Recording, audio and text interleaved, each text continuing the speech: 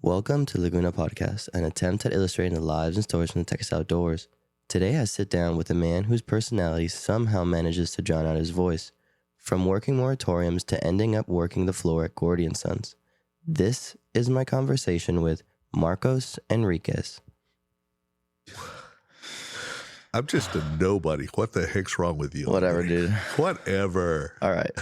Well, you ready to get into it? Let's do it. Let's see. Let me see. All right, we're starting. Sorry. No, Too loud. there's a limiter. Don't worry. It does take the barking out, huh? Yeah. Okay. It may help to hold the microphone here, like where my left hand is, just so that way the cable doesn't move. Because sometimes it'll be a little. Move the cable. All right. Well, another special guest in the chair today. Do you want to introduce yourself? Oh, I don't know about you, my good man, but yeah, my name's Marcos Enriquez. All right. Well, we got Marcos Enriquez in the chair today, and another Gordy guy, which is going to be cool. Let's just hit the ground running. Do you want to start me from the very beginning of From the beginning. Yes, from the very beginning of your life in the outdoors. Oh my goodness. Way back when I was hatched, huh? No. We won't go that far back. I'll give you some of the highlights.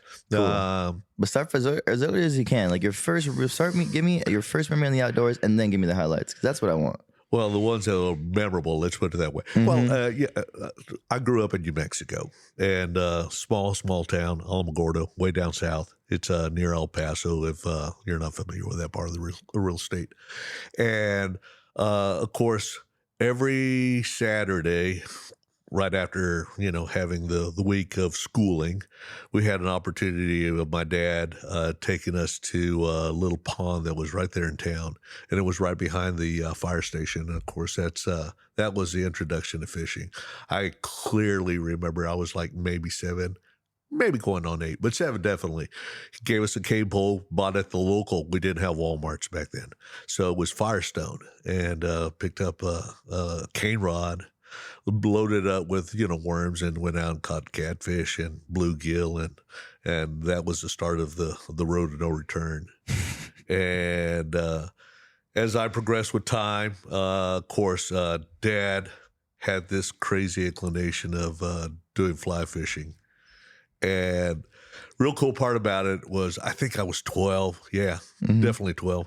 And I picked up his fly rod. Back then, he got him a Fenwick. That was what we had available.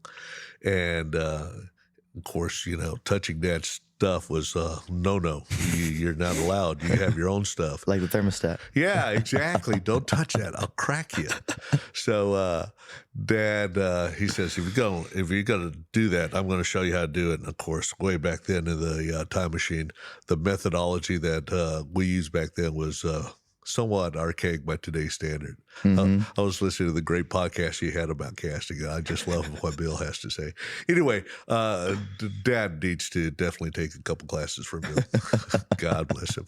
Anyway, Dad said, I'm going to show you how to do it, and if you break this rod, I'm going to crack you. And so, that was always a fear of God.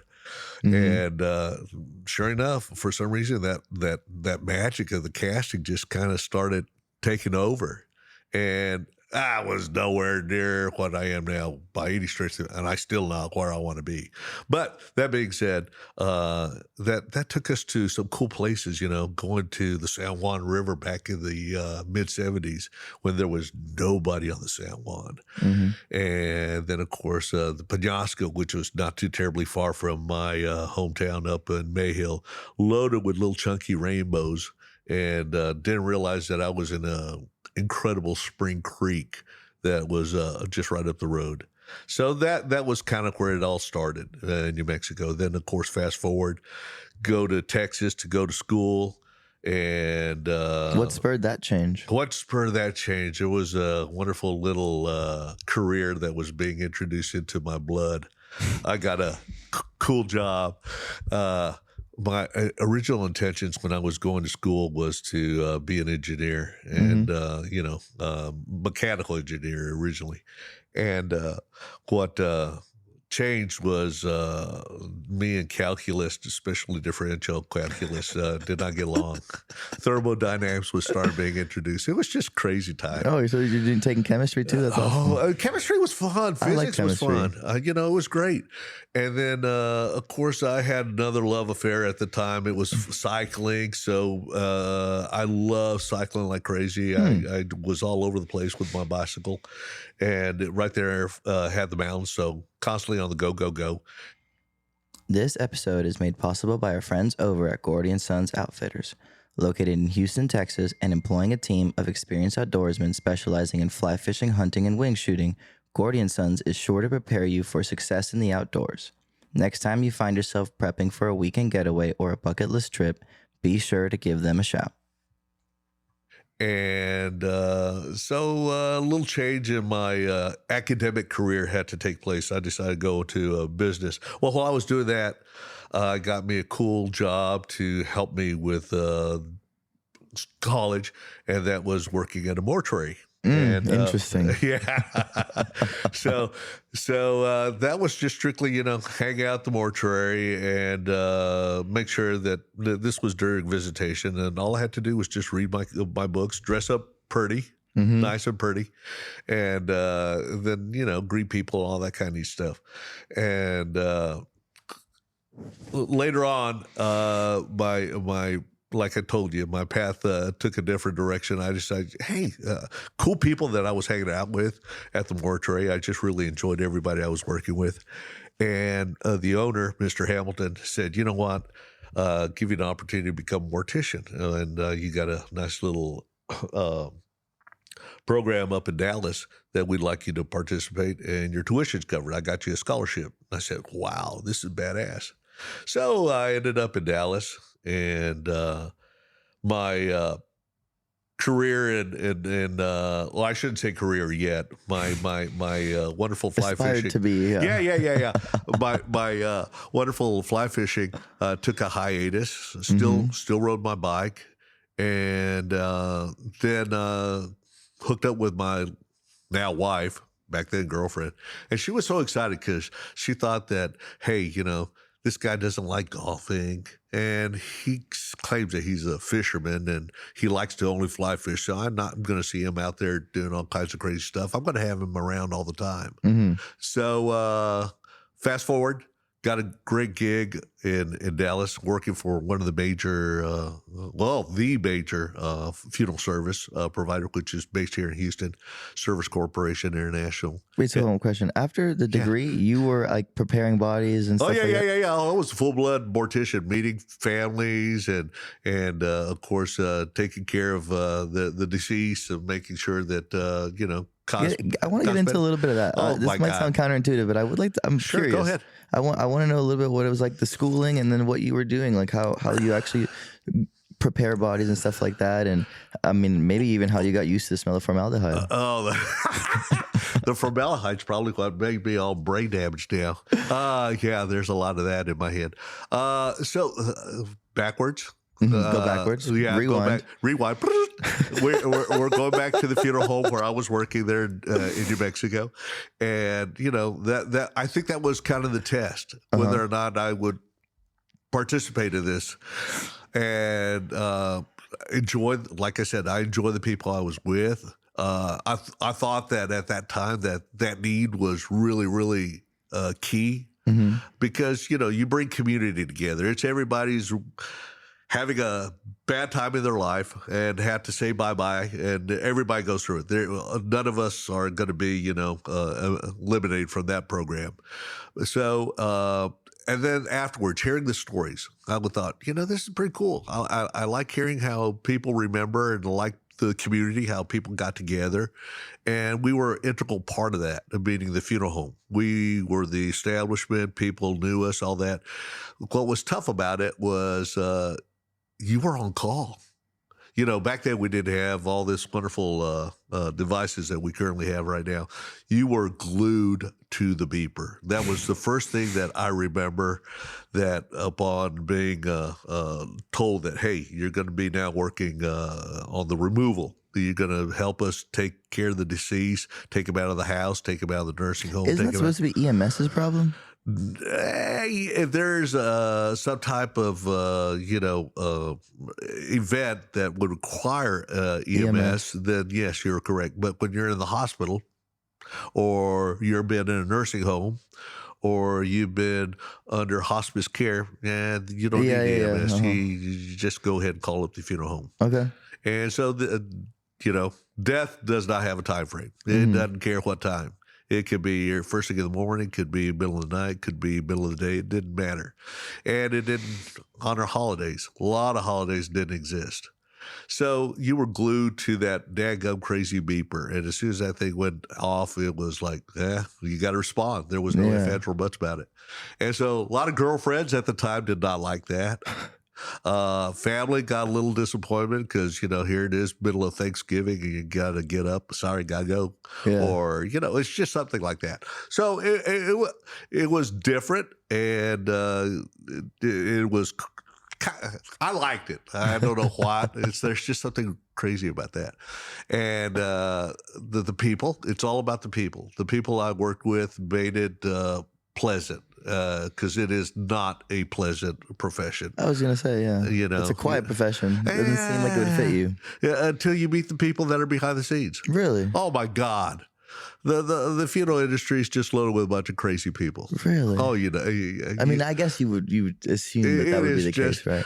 And they're the best. Absolutely the best. It's right up here with what I like about the fishing industry. The fishing industry is the opposite end of the spectrum. Everybody's just up high, celebration of life. Yeah. But on that side of the street, you're the people that you have to meet on a daily basis, not the best time. So you had to guide them. So fast forward to that whole process. After I left school, got a great gig with a big funeral provider there in Dallas, one of the largest. It was a premier funeral home, and premier meaning that all the people that was a who's who. I get you. Was going to that funeral home. So Mary Kay Ash, that's one of my big names. Tom Landry, another big name. There's just so many names that went through that funeral home that it was unreal. And people are people at the end. Everybody has to do the same thing.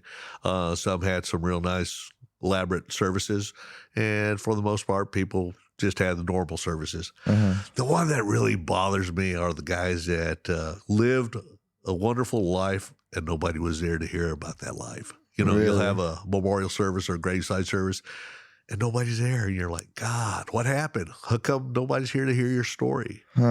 So, which I'm going to scramble all over this damn place. Cool. So, no. You got to keep me on track. I'm trying my best. Squirrel. So, I'm at the funeral home, and one of the ladies, Melba Westbrook, who was she was the commander. She was the office manager.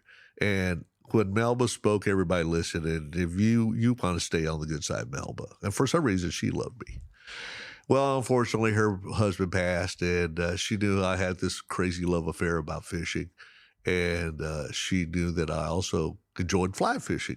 And she gave me her husband's fly equipment, which was badass. Really? Yeah, I acquired my first bamboo rod. No way. It was awesome, man. Because all of a sudden, here's something that we just, that was one of the things. Oh, yeah.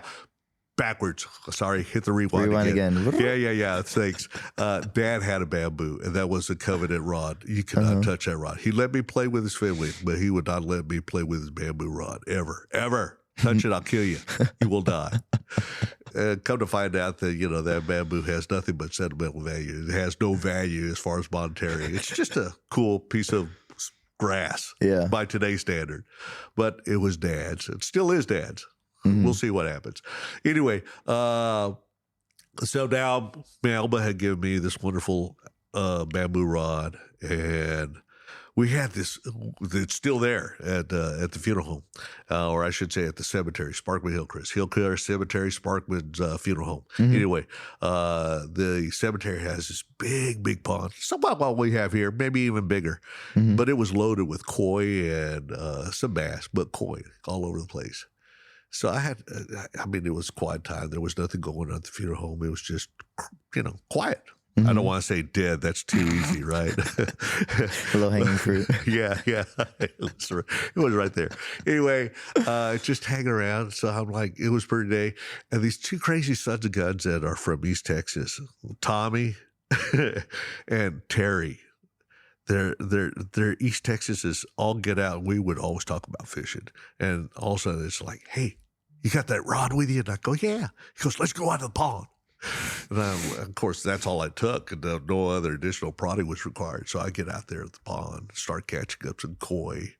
And here comes the head honcho of the cemetery, just yelling, screaming, "You're not supposed to do that!" And I'm in a suit, right? I'm in a tie, and Terry and Tommy are in the background. They're nowhere to be seen. You can hear them laughing their asses off, just hearing them. And so I put up the rod, get yelled at, and of course that was my first offense. I remember getting written up by the funeral home manager, saying, "You're not supposed to do that. So here's your nice little paperwork. It's in your file. Don't do that again." That's funny. I remember a couple years ago in 2014 when I got into fly fishing, I'd gotten my first 4-weight at a Bass Pro Shops near Orlando, Florida. My mom was there for like some sort of pediatric convention, and in the convention center in Orlando there are koi. Yeah. And I was catching those koi, and I had security from the Orlando whatever. They were like, "Hey, like you better not do that again." And they basically ran me off, and I was kind of bummed out because I've never caught a koi before. Yeah, there you go. Yeah, it's just a pretty carp, right? It's a real beautiful carp. Yep. But yeah, what's funny is I'll get out on that, and so I get transferred down from Dallas to here, Houston. Still working for the funeral home conglomerate, SEI. And my wife, she's the one that caused that transfer. She had a gig with a cosmetic company, and she got transferred down here, so I had to join her. And we're hanging around. I was at the funeral home. And, my attire back then was quite different, but I always had to sport something unique. So I had suspenders that had flies on it. I had wonderful socks that had fly patterns on it. It was something that always had to have some kind of fishing. My ties, I had some real badass ties that had some good looking fish on them. And, this was it was just my habit. And so I'm meeting this family, and this family making the arrangements was, asking me to be excused. And I go, did I say something wrong? Did I smell bad? Do I look goofy or whatever? And later on, I find out they didn't like the way I presented myself with my clothing. Get out of here. Yeah. They said that I was a little too jovial. I should have been a little more somber. Sounds like a you problem. So that was note number 2 that was put in my file. Say, hey. Was there a 3? There was 3. All right, let's get to that one. So we're now getting kicked back up to Dallas. My wife got another transfer, get back with Sparkman Funeral Home. And I'm working at the same funeral home, still having a great time. And we get a call. I was on call that day. Well, when it's not busy, once again, what do? You either read or you watch TV. Not me. I had just been given the coolest gift ever a couple years earlier from my lovely bride, and that was fly tying. Okay, cool. So I'm right there at the table, tying up some flies, and the pager's going off, and I'm not, paying attention because I put it down, and then the phone goes off. And I finally pick it up, and it's like, where have you been? There's, you need to go. You need to get out of here. You need to go take care of it. I said, I'm on my way. The guy's not leaving. He's still there, So well, the family's there waiting. I said, oh my God. And this is at the hospital, okay? You know, they had their opportunity to do whatever they needed to.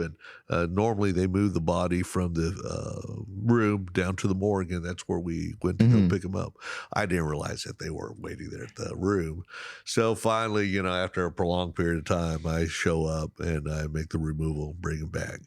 And they were very not happy with that time wait. So that was number 3. They had more time to spend with their loved one, and they got mad at you for it. If anything, you did them a service. I thought I was, you know, helping them out, but I didn't know any better.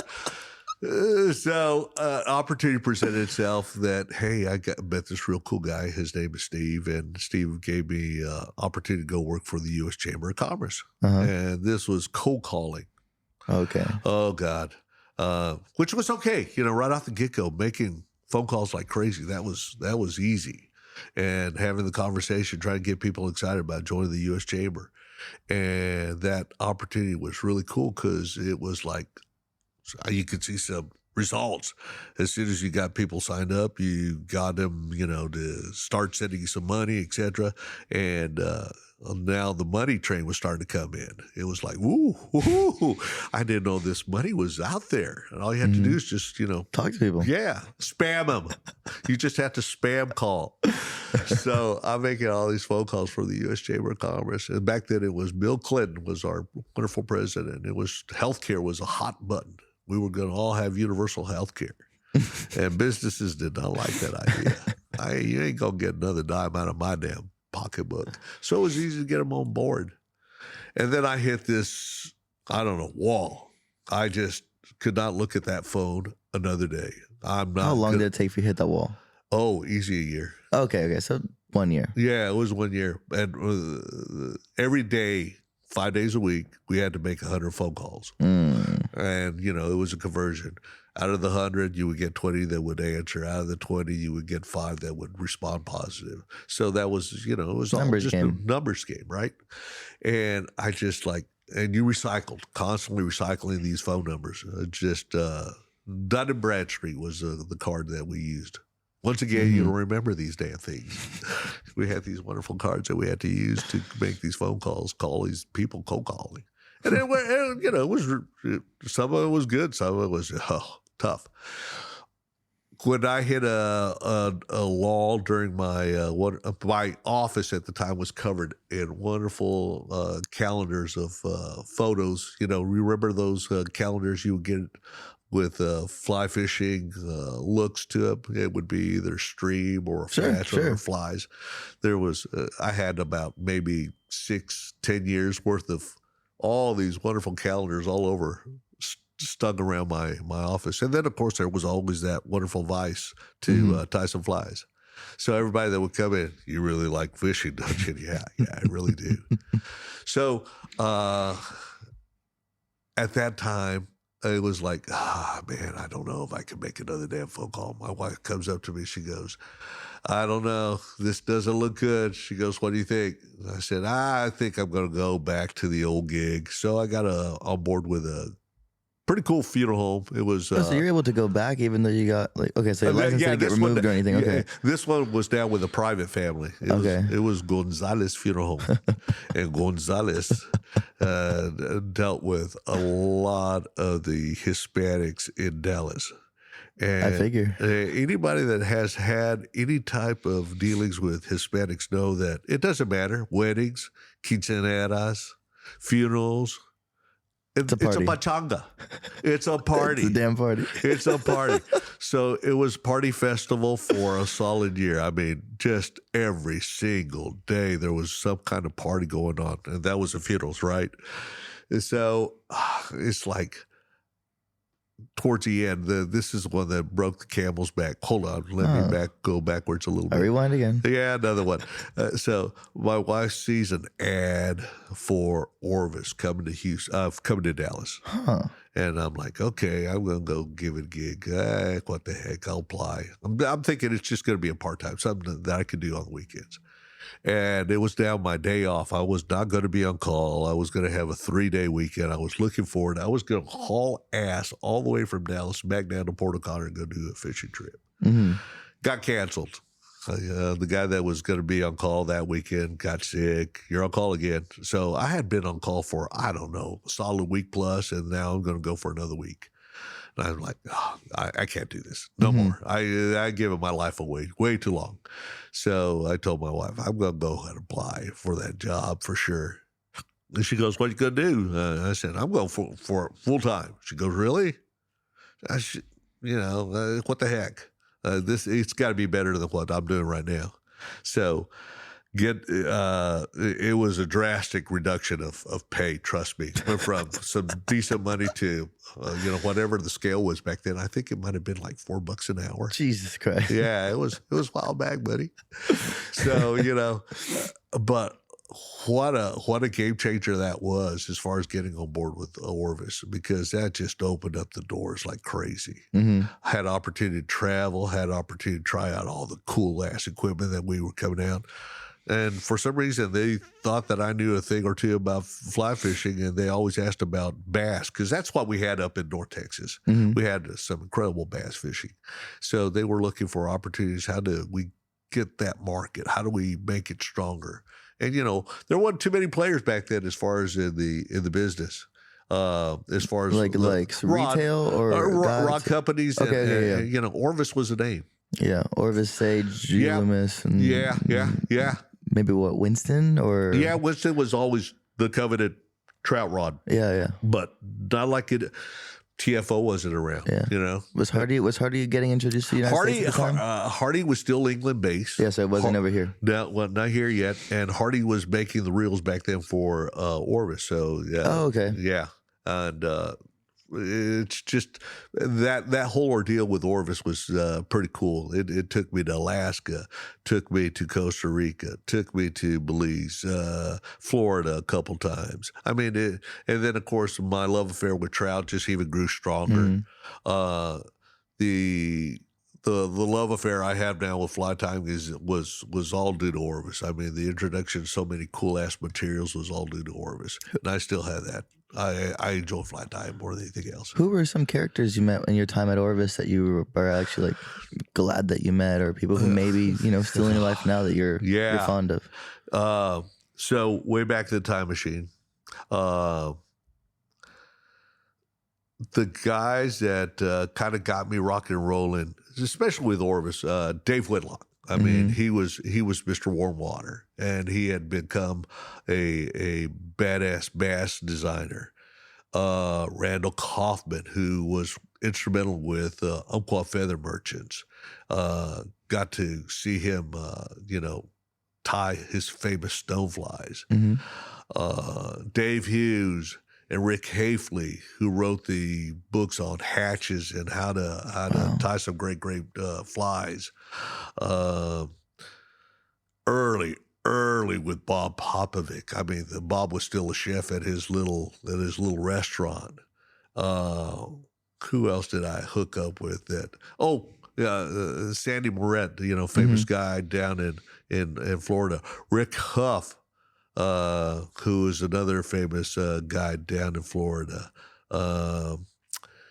The guys that were in Alaska that were instrumental with the Bristol Bay and stopping the Pebble Mine when that hadn't even started yet, but there was words getting around that somebody was thinking about making a major dent in that part of the world. So yeah, Orvis was very cool in bringing a lot of badass characters into the world for me. I'm gonna go to another direction, which is the shop that kind of got me going with Orvis was our local fly shop there in Dallas. Hunter Bradley. And Hunter Bradley was the shop in Dallas. I mean, if you want anything to do with, like Gordy and Sons, if you want anything to do with some fine gear or want to know where to go for the ultimate excursion, you went to Hunter Bradley. And Hunter Bradley had seminars this time of the year. During the winter months, they would bring in speakers. And one of my favorite, bar none, speakers that they brought in was this cool cat from South Texas. And I did not know a damn thing about Texas fly fishing as far as on the coast. And this guy by the name of Captain Chuck Skates came in, Wow. little wiry son of a gun. And he was just Mr. Happy, talking about the incredible fishing, showing a great-ass slideshow. And then, of course, Kerry Marcus, who was there at the time, he was our sage rep, I believe, at that time. Or maybe he was still working the hunters. Anyway, he was big time with Chuck, helped Chuck get a lot of stuff going down there as far as rod reels and all that kind of jazz.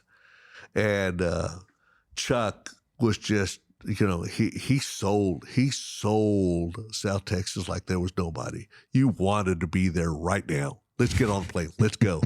Come on, partner. Let's go. That guy was so wiry.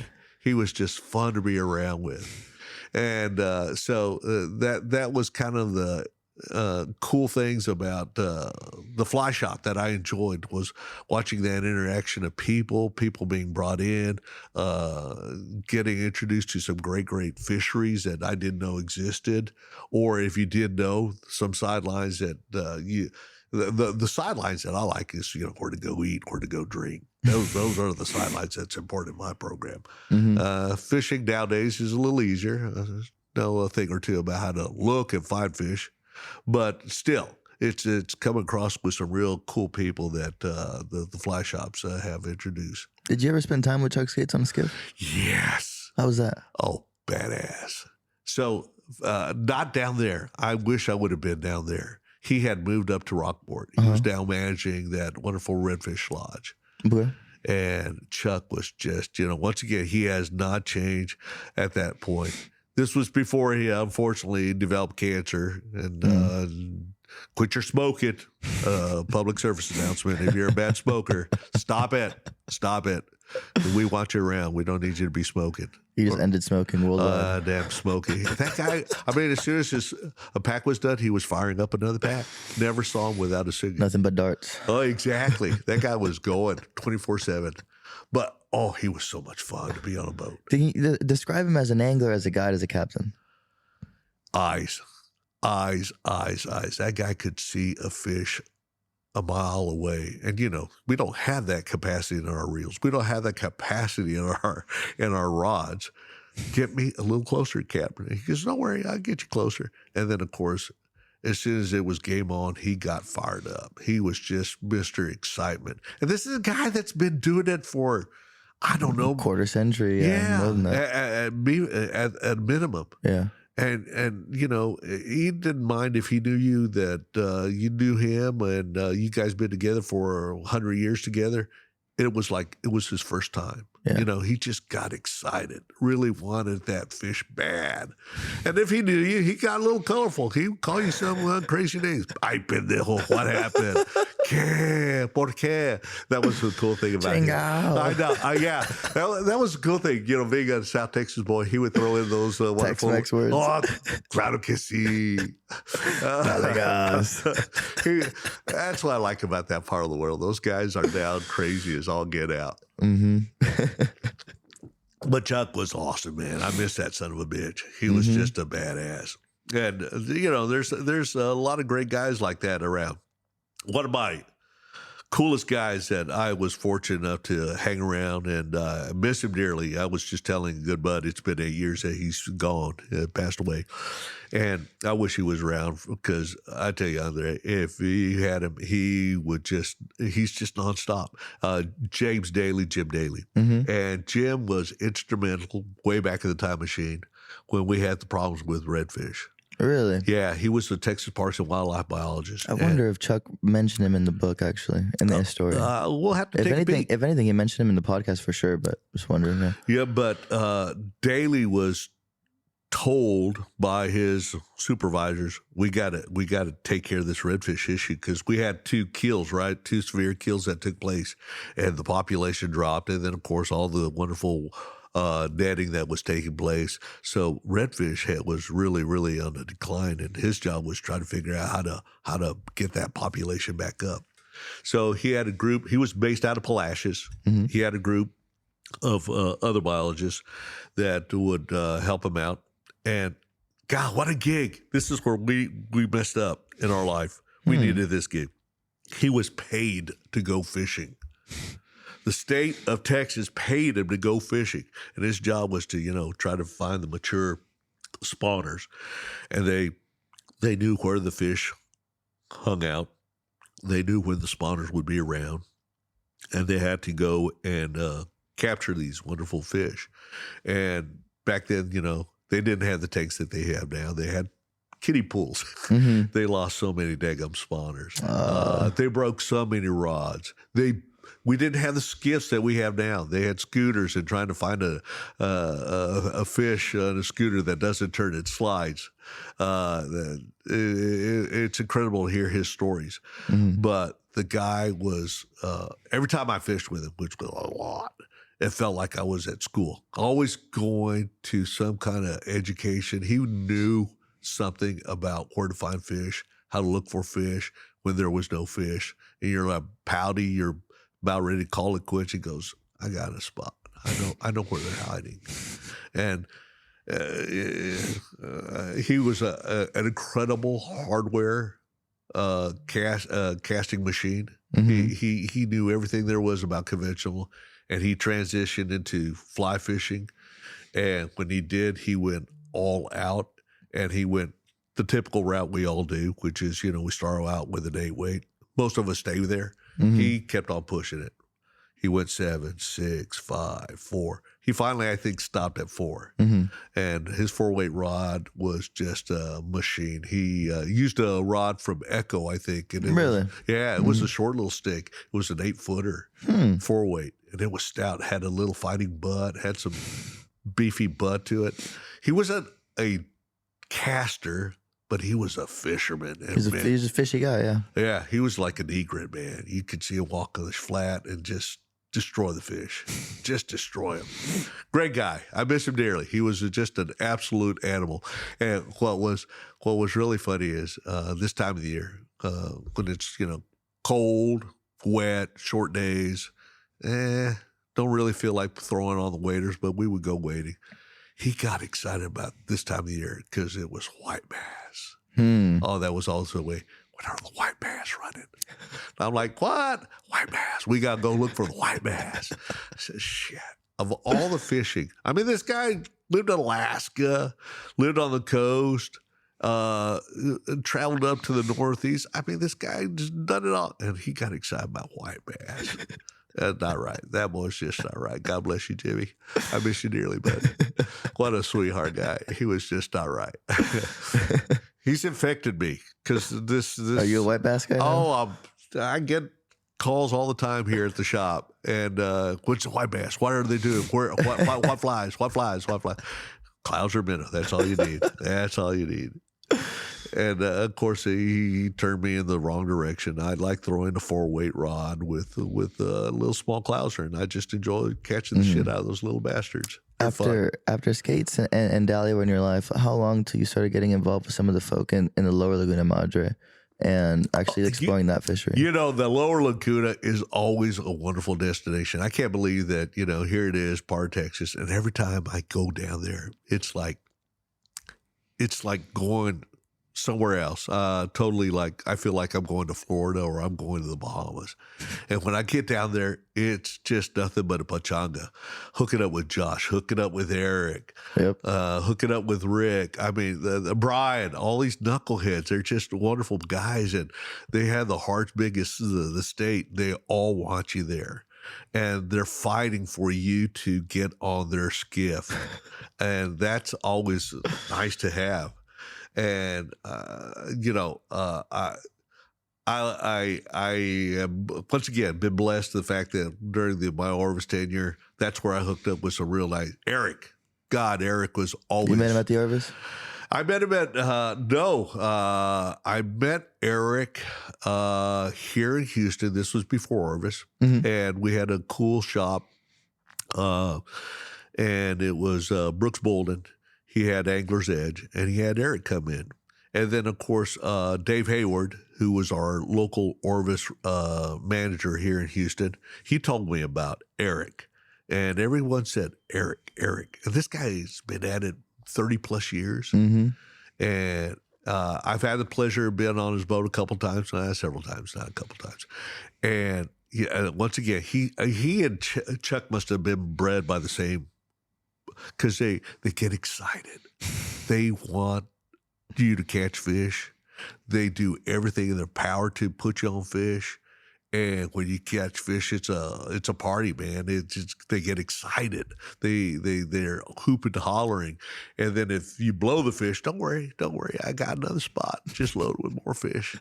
I think that's why they're around. They don't bash you. They don't get all upset that you're not the person you claim to be. Yeah. And, we all want to be the guy that can throw the 100-footer in 25 mile an hour wind, which it's always down there. Mm-hmm. And to have that program would be awesome, but majority of us don't. We got to have somebody that can get us a little closer, just a little closer. 30 foot. Yeah, 30 foot. That's the worst ones. Oh, God, I hate the 30-footers. Really? Oh, my God, it happens so fast. You got one shot. That's it. For tailing fish. Oh, wow. No. Don't give me tails. Tails are too easy. Okay, hold on. I actually have grown to dislike tailing fish. Okay, I love you. It's so hard to actually know exactly where they are, and you play a guessing game in the early morning. Not to mention the pressure that you have, because typically in tournaments, those tailing fish are your tournament fish. You're young. You're a whippersnapper. I applaud you. All right. Tournaments. How do you do it? What do you mean? Just get jazzed about being on a tournament and trying the pressure that you have to produce. And then, of course, you're playing against all your partners that are just your equal. I mean, if you got game, if anything, superiors, yeah. And that kind of you don't like the pressure? I like fun, and the pressure on the tournament's just overwhelming. I've done a couple, and it just kills me. I'm not that way. I'm not dialed in that way. What about when you see like a trophy fish or a big trout? So you freeze up also? Okay. Boop. Hit the pause. Rewind. Yeah. We're going to go back about maybe 10 years ago. Okay. Do you know Dale Friday? Dale Friday? I've talked to him multiple times. We've actually yet to meet. I'm supposed to record a podcast with him soon. Do it. That guy, you think I'm all over the place. He's a squirrel. Squirrel. He's all over the place. But that day he was focused. He calls me up. He goes, "We're hunting." I go, "Yeah, what we got?" He goes, "I got some monsters." And I'm thinking, redfish, yeah, this time of the year. This is June. Interesting. Okay. And he goes, "No, he goes, bring your A game. This is mandatory A game. You better bring a casting game too. If you don't, you're not on my boat." I said, what are we looking? He goes, minimum 80s. I go, oh. Yeah, I go, what do we want to throw? He goes, "Don't bring no damn sissy 6-weight. We're using the 8. I go, what? He goes, "Yeah, we got some monsters." So we're over there on the Collin shoreline, cruising, and he goes, "I got a big one." And sure enough, he goes, let me check. Let's make sure everything's all set up. So pressure's on him now. So he checks my leader, fresh new leader, checks my knot. He put the knot. And checks my bug. It was a Dave Hayward super duper deluxe seducer. I mean, nice. Dave ties the best, nastiest, ugliest, grotesque seducers that will withstand a nuclear blast. I like the big ones, the lead eyes that he ties. Yes, they are saucy. Well, these were non-lead because we were super duper skinny. What color? White. Interesting. Okay. White. Relax. White. So that in doubt, throw white. Anyway, so he points out one, and I laid it out, and sure enough, she ate. Get tight. I'm like, oh yeah, this is on. Comes a button. He goes, "What the hell happened?" I go, I don't know, Cap. I thought I put the wood to it. I thought I put some stick. I threw everything I had. He goes, "Yeah, I saw you, man. What the hell happened? Let's check that fly. Scrapes it on his nail. He goes, "Man, that's still good. I don't know what the hell happened." So that's number one. All right. Pushing. He goes, "Oh, I got another big one.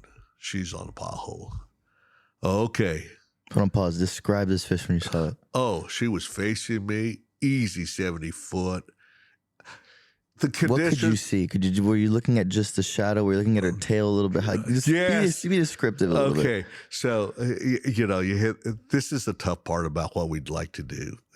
Everybody loves tailing fish because you see the ass, and if you see the blue flag, oh my God, that's a sweetheart. It's crazy. But trout fishermen are a unique breed. They have a unique eye that is tough to describe, and you're looking for subtleness that either is there or you think it's there. And, I really depend a lot on my guide. This is where I got to turn myself off. I got to listen to my guide, and he's telling me exactly what's going on. And sure enough, so Dale's pointing out this fish, and he calls it out, 70 foot straight at us. Now I start moving my rod. He goes, "You see it?" I go, "No." He goes, "Look down, look down, look down." Oh, that thing right there looks like weed. He goes, "No, that's fish." I go, "Which way is it facing?" "Facing us." I go, "How the hell can you tell?" He goes, wait. And sure enough, we saw the tail pop up. Beep. And then we saw the dorsal kind of do a little dip. Yes. I go, "Oh, yeah." And then for some reason, we saw just two little minnows haul ass. It was like the minnows knew that there was somebody there that was about ready to chow their asses down.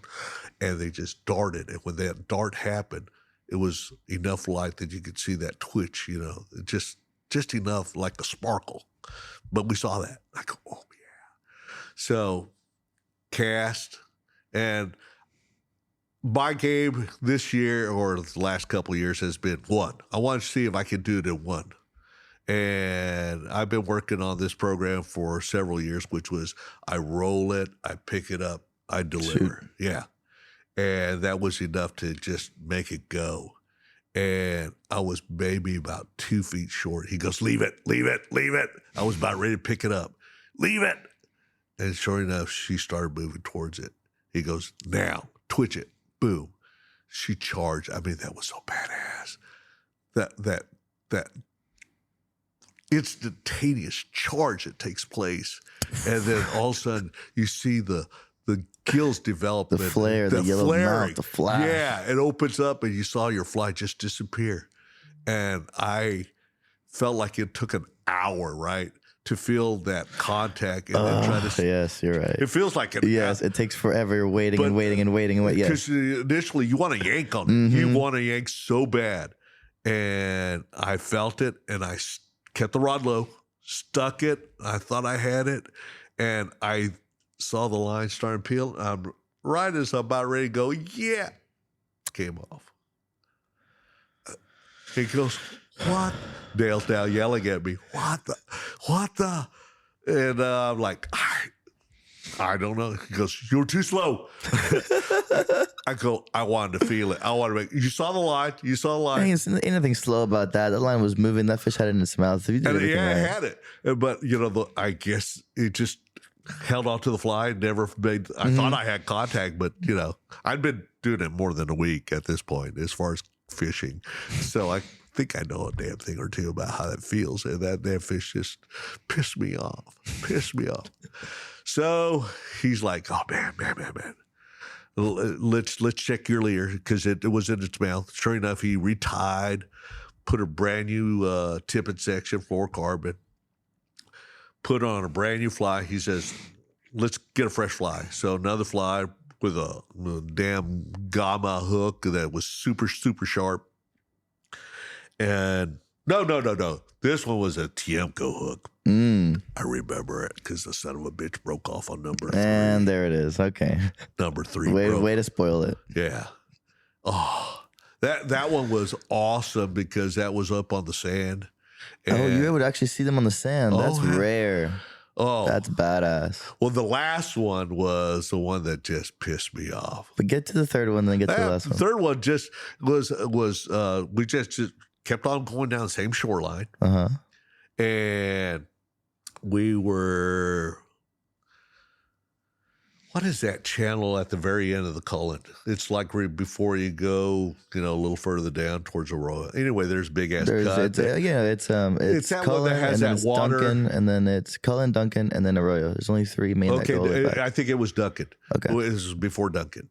And sure enough, another pothole fish, and threw in. When it's starting to pick up, grass is now starting to get a little grassier because it's now starting to move. We're starting to see all that grass all over the damn shoreline. I think it makes the fish happy when you see that kind of crapola because they weren't moving. And same program. This one was a little closer. This was probably about a 65-foot cast, and it just snuck up on us. And I threw it, and sure enough, it swirled right onto it. It was a pothole fish. Threw it right in the pothole, swirled on it, ate it. I went to go stick it. I wanted to make sure that was not going to happen. And I'm putting the goddamn wood to the son of a bitch. And, oh, man. And all of a sudden, I lift up, and then the fly line just comes flying back towards me. And I go, did I hook up on oyster? Did I? Because it was, Mm-hmm. I'm thinking I must have hooked up. Because, once again, the turbidity, the swirl, you saw the mud kick up and all that kind of jazz. And I'm like, oh, man, did I? And then when that fly line flew back at me and I checked on that fly, it was broken. And at that point, both me and Dale, we just started cursing like crazy. Jack, goddamn Japanese son of bitches. I don't know how. I'm burning all my flies at that point. I was about ready to break a fly rod. I was. So now it's number 4. Everything got changed. Fresh new leader, no tippet change. Fresh new fly. And it was a fly that Dale selected. He wasn't going with the seducer. Sorry, Dave. I love you dearly, buddy. But it was a completely new bug that he had. It was just as nasty as Dave's, but it was his bug.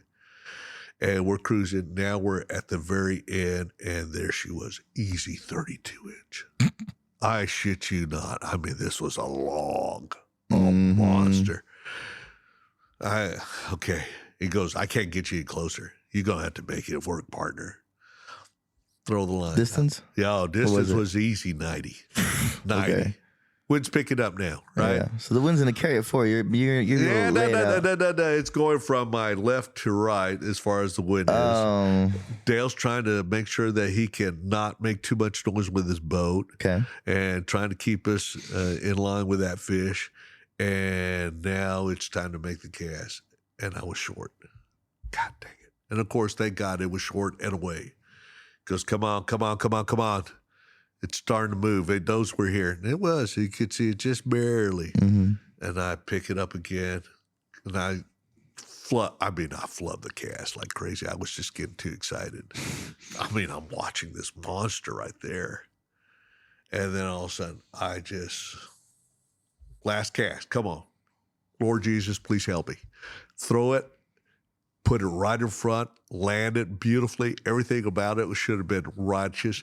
Comes up, looks at the fly, flares away. I go, Dale, what happened? I don't know. Dale, what happened? He didn't like your fly. He goes, oh, no. My fly was juicy. I go, what happened? Fish being fish. That's why she's big and you're not there. You're with her on the mountain. He goes, partner, what happened? He goes, that's 4. You're 100%. Yeah, I go, I know. I go, I'm burning everything. That entire trip. So normally when I go down there, I'm there for about 3, maybe 4 days. That was day number 1. I was pouty. I was so pouty. I did not want to be around me. I wanted to just, God, it was, and that was well over a dozen years. And he comes up to me, he says, 4. He starts giggling. 4. I never had a partner like that do that. I said, shut up. I don't want to talk to you again. I love it down there. It's just. Did you ever get your redemption? Have I? Oh, hell yeah. Hit me. So once again, with that goofy son gun, Captain Dale, we're in this wonderful little pocket. There's a drainage. I don't recall the spot. And the tide was definitely moving. He goes, here, we got one and done. This is it. You got to make sure that you drop it where I tell you, and it's not a long cast, but you better be dropping it. And there's this train coming off a ledge, coming in, a little creek, and of course there's a pond. God, I wish I would knew the name of that spot. Anyway, there was one trout in there that was easy 28, I think that we measured it at, or we think it was. And once again, the white seducer makes its play. Drop it in there, gave it a twitch. That current made it just come alive, and you saw it come out of nowhere. I didn't think that there was anything there because the way you could see everything. I mean, you could see everything. Really? And it was just parked right behind and charged and ate, got tight, and zoom, zoom, zoom. And then we got it landed. I wonder if that was in Jenny's Lake. Sounds like it. There's another spot way back in the back where there's a big red drum. Probably. There's a couple. You I think, know the spots. I think we're thinking of the same area. You know spots. And there's always some good wade fishermen back there. Mm-hmm. And this one was just, man, he was happy, but he still gives me shit about those 4 big trout. The coolest thing I ever saw down there, and we had a great time doing it, was tailing snook. Ooh, hit me. It's right there before we were on the spoil banks there before Colin, and he had several schools. It was like, I don't know, group schools, whatever you want to call it, of snook that were hanging around in Rattlesnake area. That happens. Yes, it happens whenever we don't have freezes for a long time. And they were there. Yeah, I've hooked a couple of my parents. And then the other cool thing I like about that part of the world is tailing specks.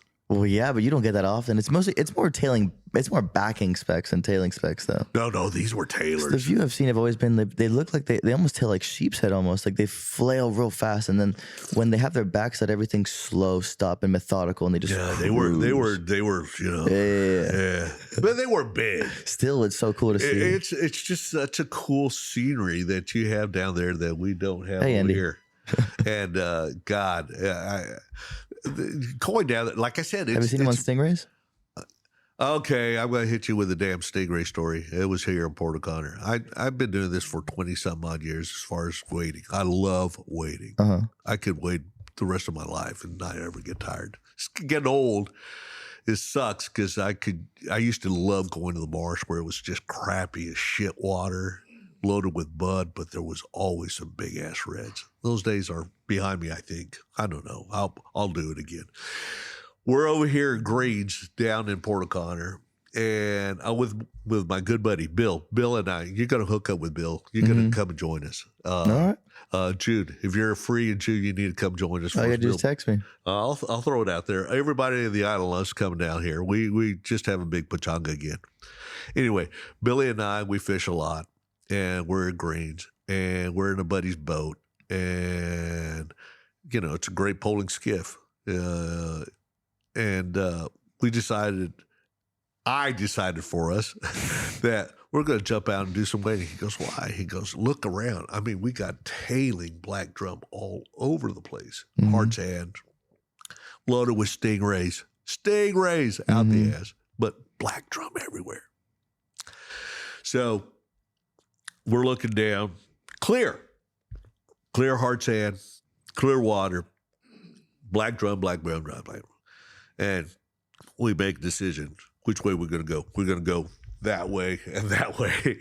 So I go out, and Billy's now going towards the marsh, looking for some redfish and also black drum. I'm sticking strictly with black drum. And I'm walking. And I'm looking down, making sure, I'm not stepping on anything that looks like a little bastard. And they're scooting away. Scoot, go away.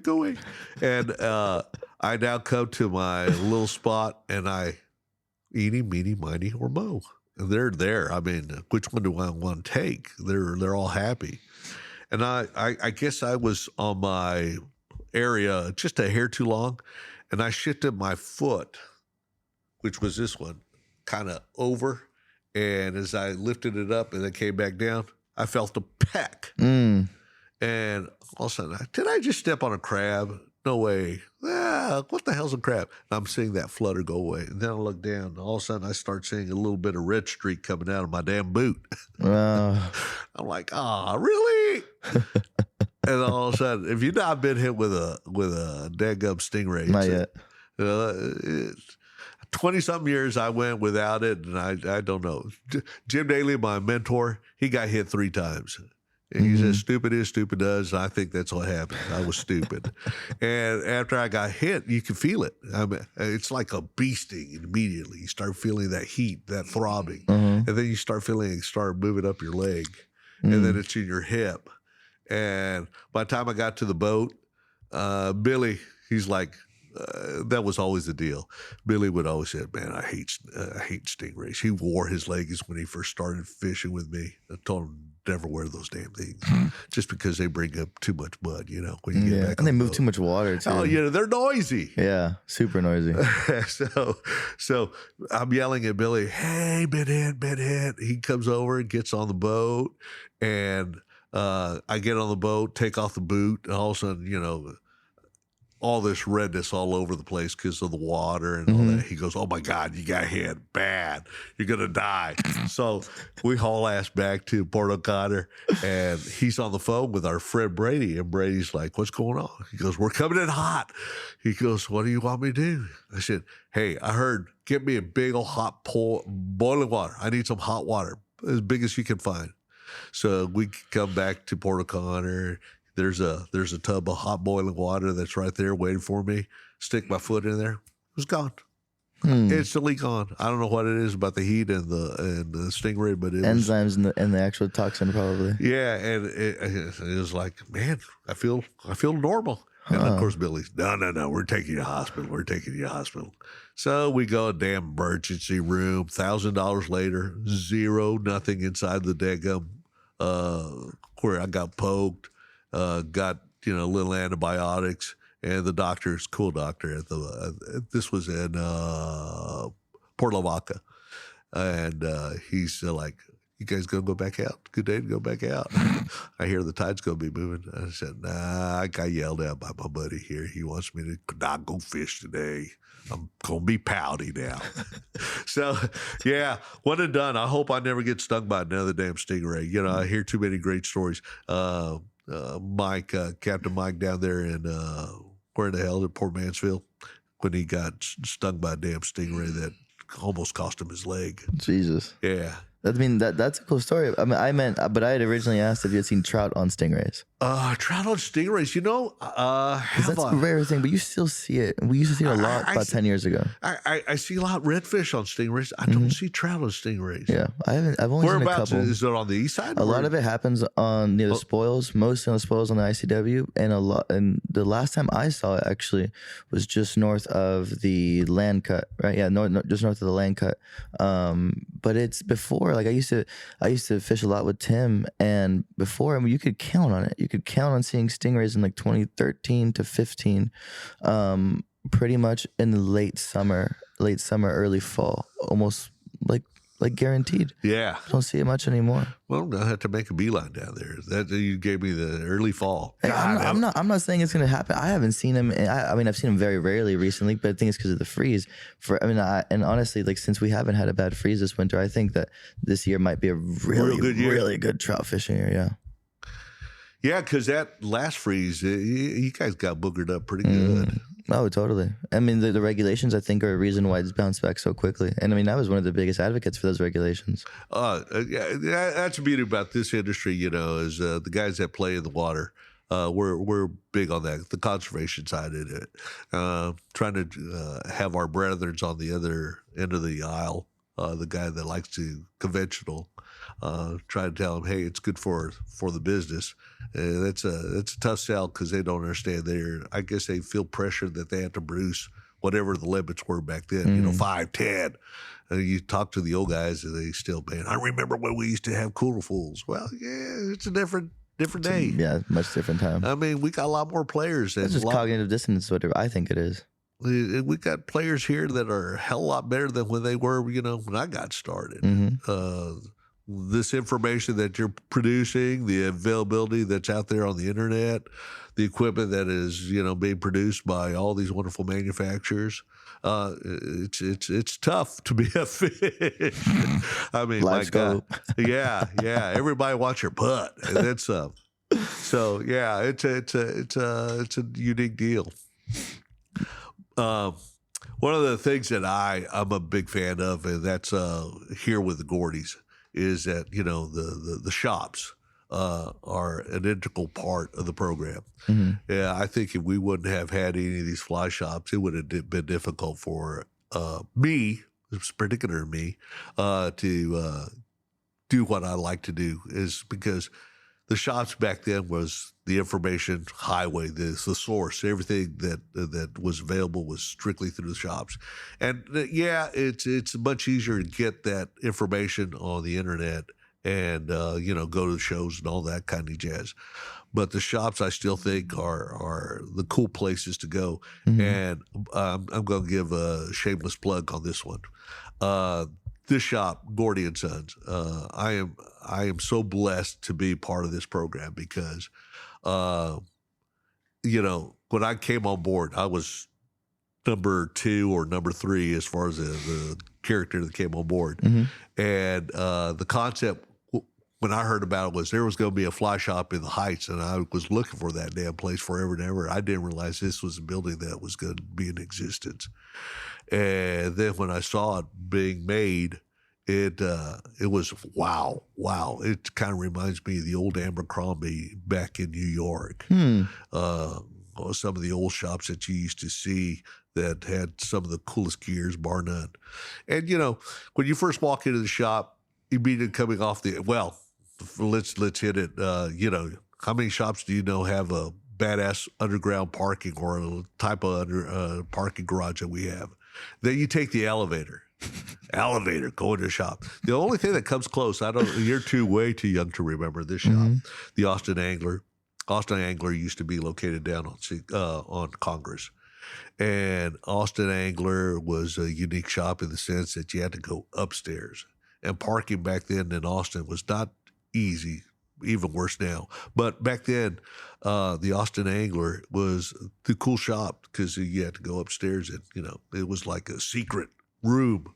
And when you got inside, it was pretty cool. You got to meet some of the badasses of Texas. Joe Robinson, bar none, probably one of the best guys ever in existence that was in that shop.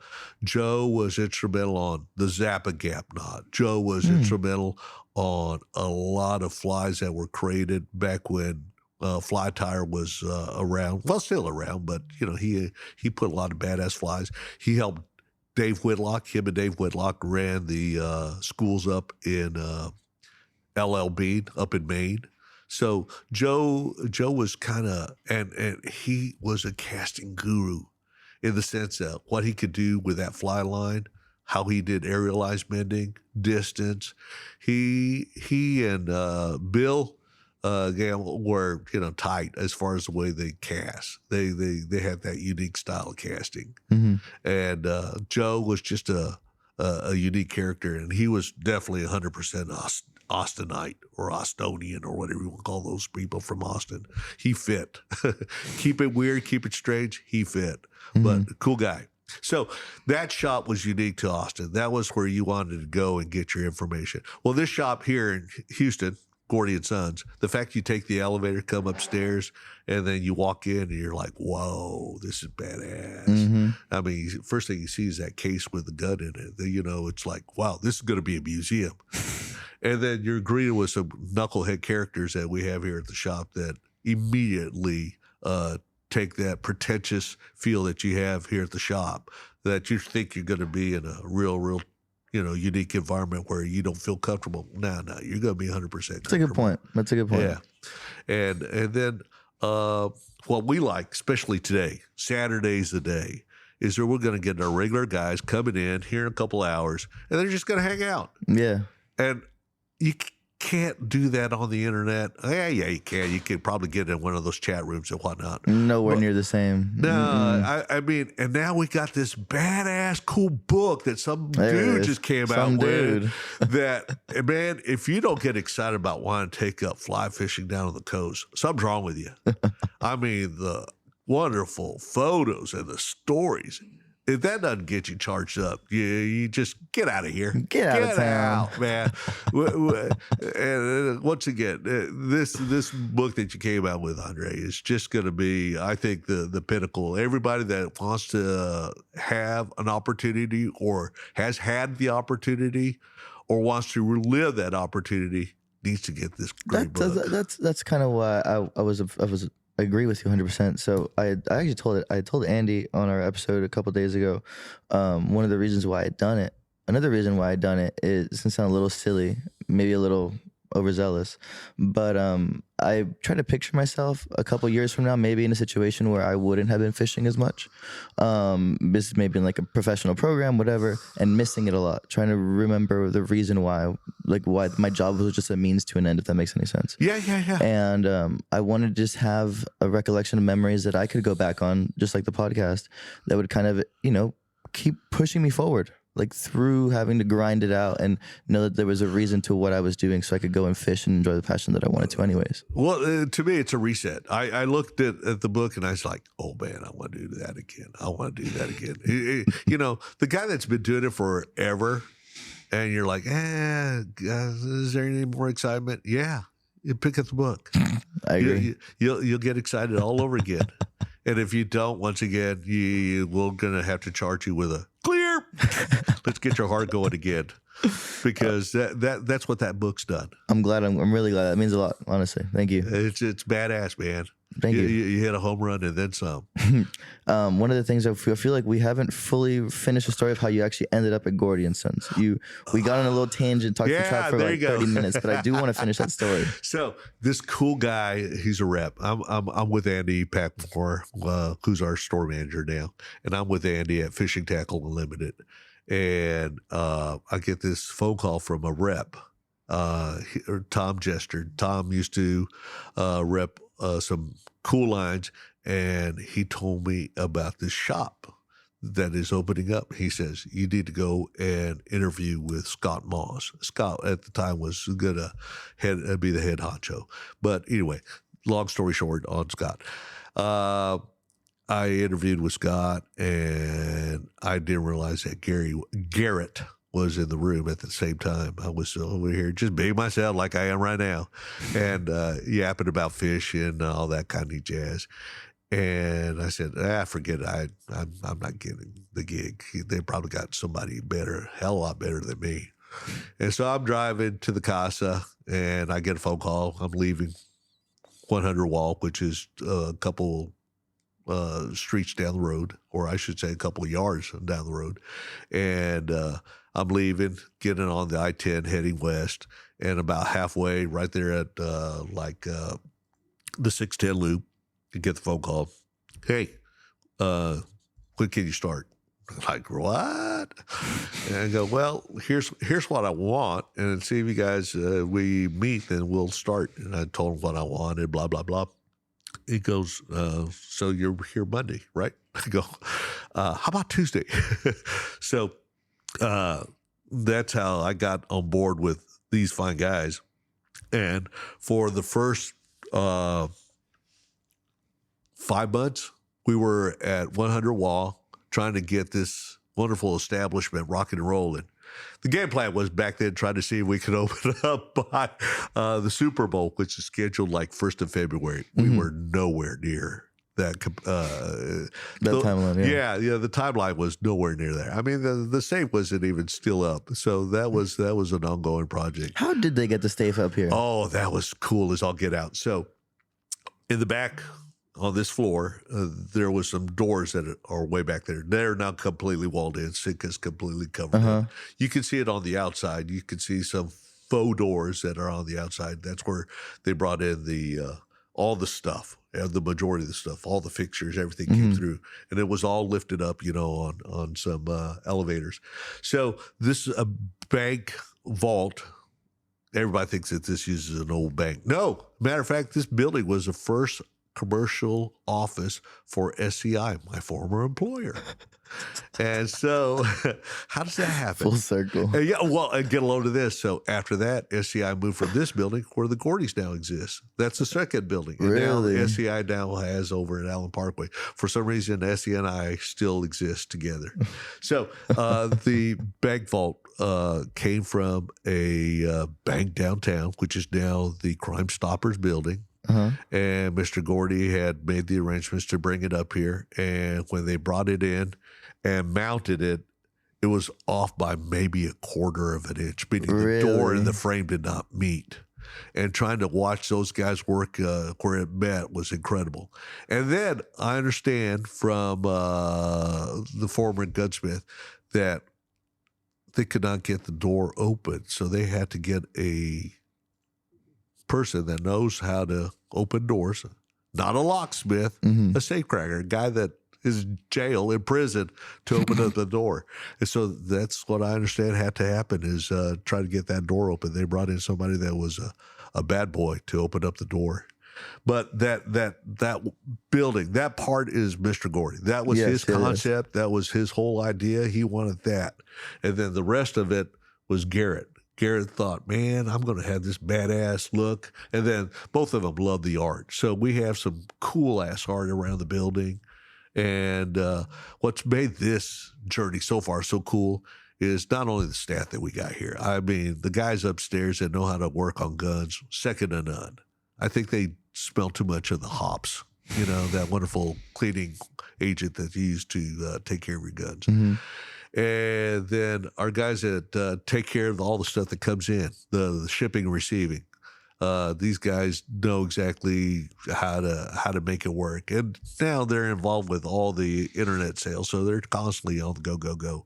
But the guys that are here on the floor, we stole Andy from Fishing Tackle Unlimited. It was the best damn coup ever, bar none. It was smartest move, bar none. Garrett, you're a smart man. Thank you, Gary Gordy.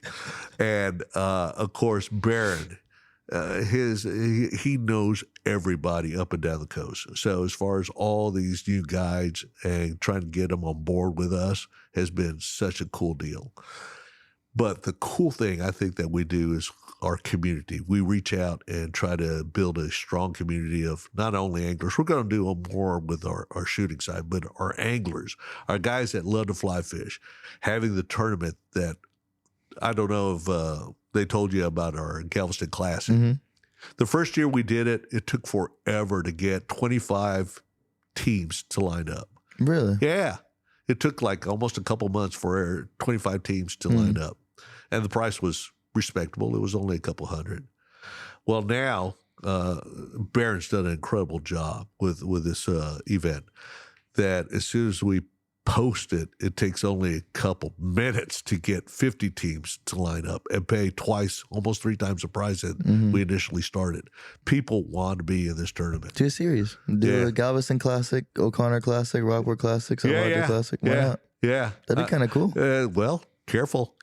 We'll be down in your neighborhood. What do I care? More fishing competition for me. That's right. You're the tournament man. I like that. Yeah, they're fun. I mean, I've had the pleasure doing La Mosca. That's a fun one. How'd you get involved with that? Oh, my God. I don't know. Once again, Billy. Billy's the one that got me rocking and rolling on that one. I just like, I like the camaraderie. Yeah, that's what I like about tournaments. Mm-hmm. Yeah, I'm not a player. I'm not ever going to win a tournament, but I love everybody that's there. Yeah, because everyone's just jazzed about being and seeing, and that dinner's fun too. Oh, the dinner's badass, man. That is a great dinner. I need to see if I can. I will say, I was very I was upset this last year because they took away the filet mignon last year for lamb. For lamb, they just changed it for lamb out of nowhere, and I was like, "Who's the lamb eater?" Not me. Bring the filet. That's what I was saying. Lamb's okay. I mean, that's an Easter dinner for me, but no, filet for sure, 24/7. Did you ever have the milk liqueur and the adult cookies? No. So Tell me about those. Man, so it's every year they have them as a dessert, and this last year they changed it. Apparently, what had happened was some parent had ordered the milk and cookies for a kid, and the kid killed the milk liqueur and got drunk. Mm-hmm. And so now I'm here. I can't have my damn cookies because some parents can't keep their kids in check. Damn it. Parents. What are we going to do with that? I want to go crack him down. That's what I'm saying. Bring it back. Bring it back.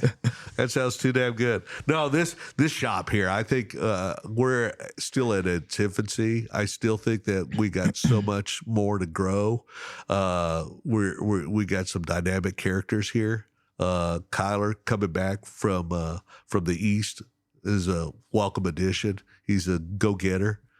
And we're gonna see some more stuff happening here. I mean, my favorite. I don't know. Were you here when we had Huff? Mm-mm. Oh man, I will be though when you have Glass on the 26th. Oh, Glass is gonna be another Huff. I'm excited to do that. He's so funny.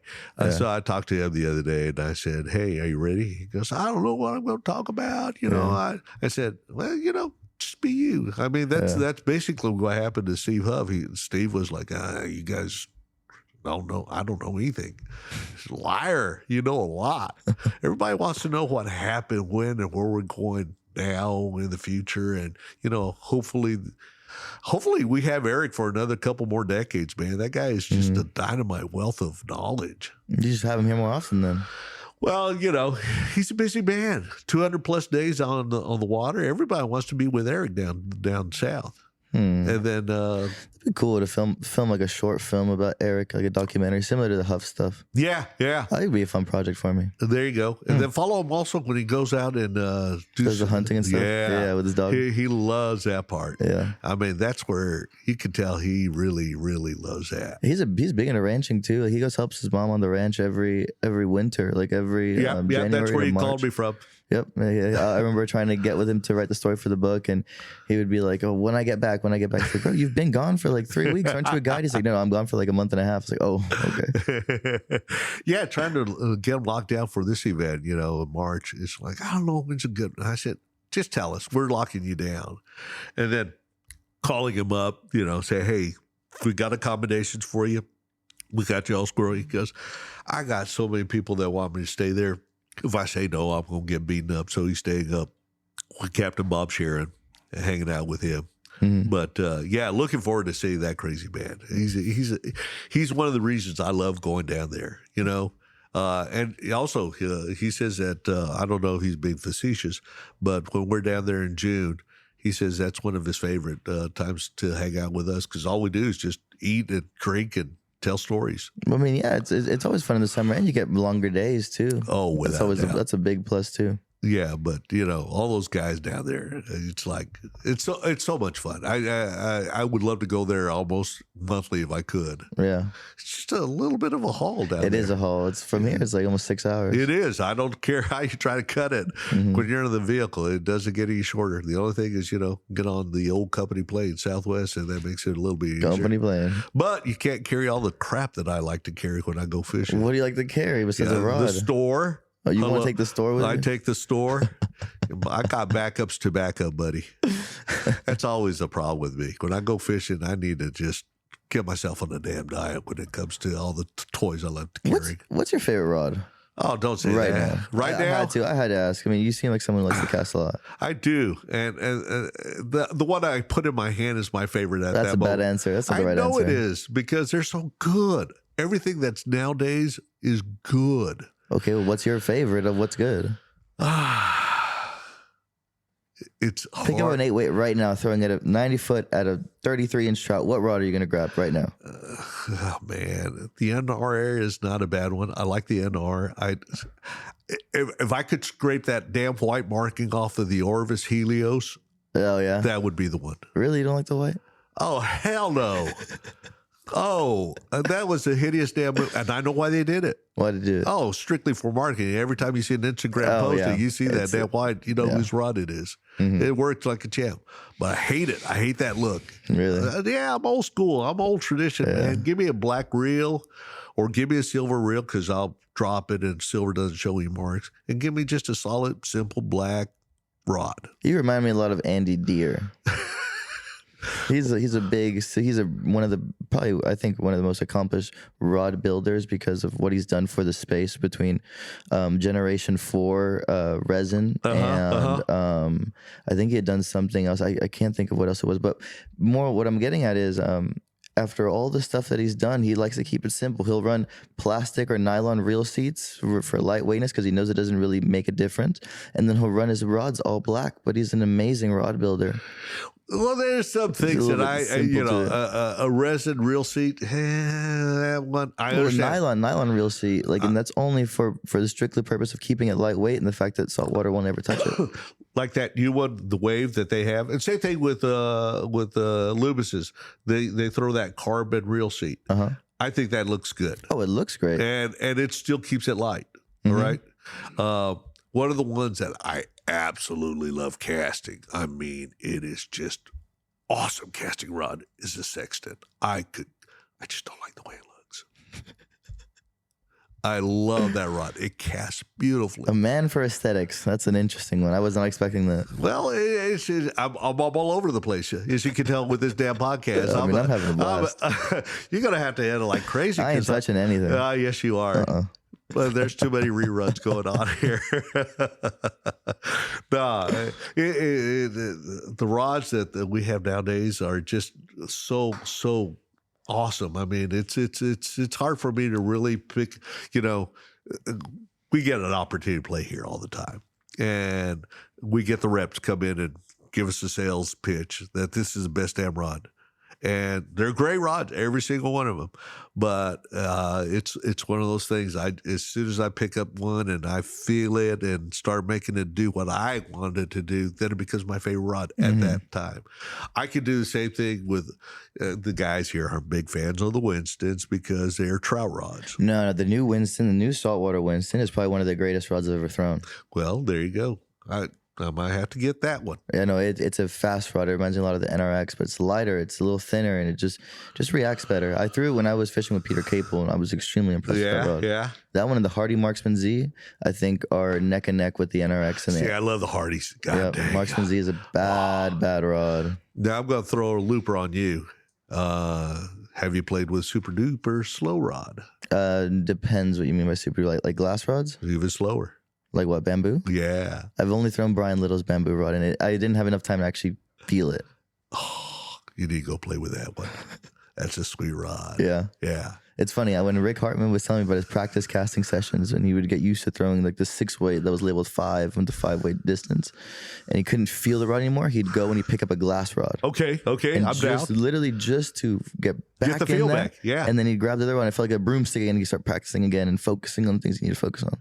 That guy, of all the anglers out there, that man is, what he practiced what he preaches. Oh yeah, that guy is 100%. There's only two walk. Two knuckleheads. Of course, Hartman is just a phenomenal. The other one is Hayward. You need to watch that sub. I need to get in contact with him. Him and Rick would go neck and neck as far as I had the opportunity one time to push Dave around down in Ransom there in Rockport. And, when you're pushing with the wind, it's easy, right? Control the boat, no problem. Yeah. And unfortunately, as soon as you drop the fly, you're scooting with the fly. And Dave was seeing me having that struggle. Mm-hmm. So he says, you get to the back, and it's now my time to fish. And so this time he says, I need you to turn the boat around, and we go into the wind. I said, what? Push into the wind? What? You hate me, don't you? Just say you hate me. Tell me you want me to die. So I start pushing him into the wind, get control of the boat, making sure I can track it. He's got a wonderful little Hell's Bay. And we're shoreline. And he's seeing these damn fish way out there. I mean, way out there. He's got eagle eyes. I hate guys that have eagle eyes because they're able to see the fish way before you can catch. But he's like Hartman. He plays the game. He rips out line. I'm watching the lines dropping on the deck. He's ripping. And then he starts aerializing. And then all of a sudden, boom, let's go at an 80-footer into the wind. The wind's probably howling right now about 20, trying to push. And he just laser loop, boom. And as soon as it lands, throwing that big goddamn chicken seducer of his, as soon as it lands, drops, pull. Fish just flares on it and just gulps it up. I get so excited watching this whole shit happen, I lose control of the boat. And also the wind starts kicking to me, Ass and kicks around. Yeah. And he's yelling at me, God damn it, get the boat. And I'm like watching this whole thing. And it's just so cool watching somebody that can do that. And, into the wind. And Hartman's the same way. I'll watch him one at a time. My friend Billy was pushing him into the wind in that long-ass skinny boat of his. And I'm watching that loop just go through the air. And you see the tailing fish way out there. And sure enough, Ricky does the same damn thing. It's really cool. It's really, really cool. You would have really liked this event that we had done. I hear about it. I wanted to do that damn thing. The casting thing? Yeah. Did you see the video I put out? No, I need to I'll watch show it to you here in a minute. Okay, cool. No, that's cool. It's one of those things. So we're going to be next week down at the wonderful Trout Fest. I'll be there too, and we'll see. Okay. So next week, just a couple of the high level casting guys. We're gonna have our own separate deal with Austin at Trout Fest, just off to the side. So I know that Maxine's gonna be there. Okay, but she's gonna be doing her presentation, whatever. So we're just gonna kind of do our own thing and just do a lot of distance stuff. I'm gonna go check it out. That's why. Just come hang out with us and shoot the shit. Absolute. Like-minded, man. It's always, just get some more information. I heard that great podcast by Chris, and he was talking about, how to teach and how to make that information. And that's always the thing, is how to become better and better. I feel like I'm, I want to be better. I want to be better also. There's always, it's like a damn Woods Tiger. He knows that he's got great game, but he's always out there practicing. I got to do the same damn thing. I want to be Tiger. All right. Well, we're here. We're at the hour and a half mark. Buddy, that's too much. I've been yapping all this time. Bro, I winded you up. You did all the talking. I just sat here. It's a coffee. You haven't even drank it. I've been watching you. Really? Shit. What's wrong with me? But with that being said, to close it out, I want to ask 2 questions I always do ask because I feel like we've gone over a lot. Or before I do that, is there anything else you wanted to say? Nah. You go. It's you covered it? I think so. There's some stuff in there. There's a lot of stuff in there. Okay. Well, the first question is, looking back at the things that you've done, which you've done quite a few things, especially the fact that you worked in some of the in industries that were so opposite, like polar opposite to what you do now. Is there anything that you wish you would have done differently? Anything you regret between all the things that you've done? I try not to say regret. Anything you wish you did differently? Differently would be take more advantages of opportunities when they present themselves. And this one's the easy one. When you have a good client/friend invite you to go play an adventure, and it's more than once. There's something there. When they invite you more than once, that means that they like you or they want to be, part of your game. And I need to do that more.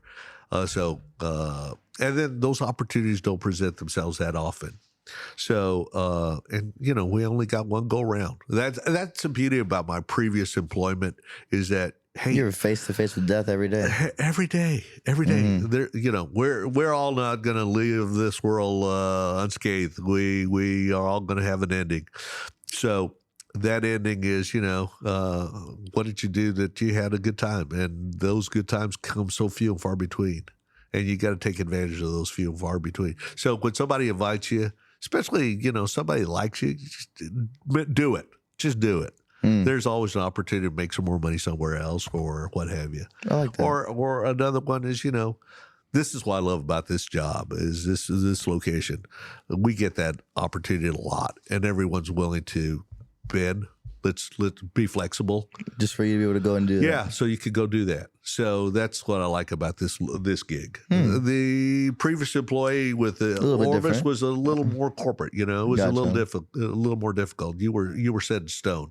Here, we got a lot of flex, and I think that makes us grow and become better as far as this shop is. The more opportunities, here we have an incredible owner that has gone worldwide, and that information comes back to us, and we're able to upgrade a lot of people with some cool ass gear. So that's where that opportunity. Well, that's how you and I met. Was you sold me on my first Mako. Yeah. See, there you go. So there's that, and with that tells me there's going to be an adventure that's going to be badass with some badass gear, and I want to hear about it. Yep. I mean, I'm sure there was. I was actually buying that in preparation for the first second La Mosca.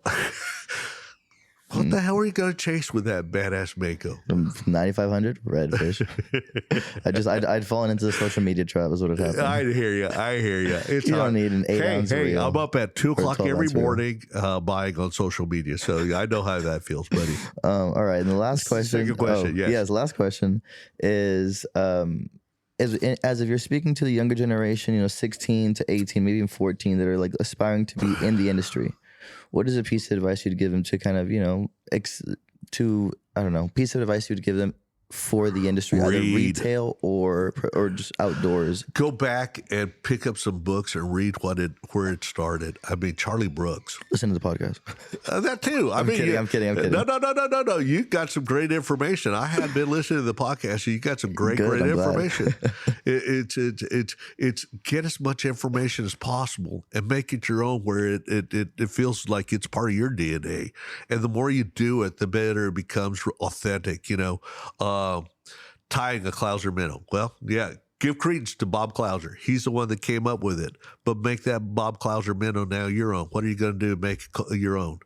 I'm going to throw a little extra flash, a little something, call it my Clouser, but you still using that name Clouser, giving credence to that guy, and that's what I think has to happen is everything that we have here nowadays, somebody else, you walked on somebody else, you're following somebody else's footsteps. Somebody else was there before you. And you just got to acknowledge that. You didn't come up by it yourself. I don't care how many damn websites you were on, how many podcasts you listened to, how many, whatever, YouTubes you watch. Somebody else did it before you. And you just got to acknowledge that. That would be, say, and move it forward. There's homage. You're doing the same thing right now with this wonderful book. You are definitely acknowledging people in your life that have been there and helped you out. Totally. And you are now moving it forward by the simple fact you capture that, and you are now telling people the story and having that, hopefully that dream spur the next generation. You look at that book, you want to go. Yeah. You just want to, man, like I said, if that doesn't get you excited, you give me a defibrillator, I'll clear your ass right now, buddy. Zap you like there's no tomorrow. If not, we'll douse you in formaldehyde. Well stated. Well, great ending. Rest in peace. Yes. All right, well, with that being said, this has been an absolute honor. I'm glad that we got to do it. I know it was kind of unexpected. It was only I didn't know what the heck you wanted to talk about. See, I told you we were going to talk about stuff and you were going to like it. But it was funny because I hadn't really considered it up until you and I had chatted the last time I'd come in just to show off the book. And then I was like, well, it seems like you're quite a character, quite a personality, someone who's at least had a lot of knowledge of the industry that I do want to highlight. So I'm glad that we actually got to sit down and do it. I don't think I gave you any information that you already didn't know. It's not about having information that I didn't already know, but it's it's another great story to add onto the list. Oh, buddy, I don't know about you. Oh, well, too bad. It's too late now. Too late. We're playing, buddy. All right, cool. Well, let's get out of here then. We're doing it. We're good. Peace out.